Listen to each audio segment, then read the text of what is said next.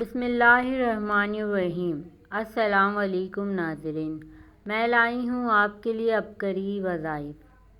بہن بھائیوں یا رشتہ داروں میں اختلاف ختم۔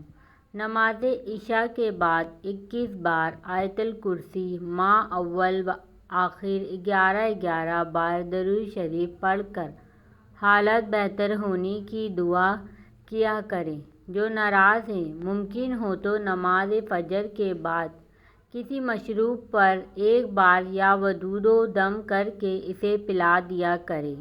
انشاءاللہ رشتہ داروں میں اختلاف ہمیشہ کے لیے ختم ہو جائیں گے۔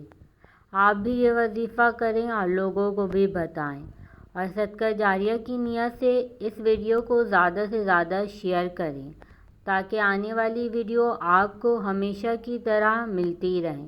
بیل آئیکن کو کلک کرنا ہرگز نہ بھولیں۔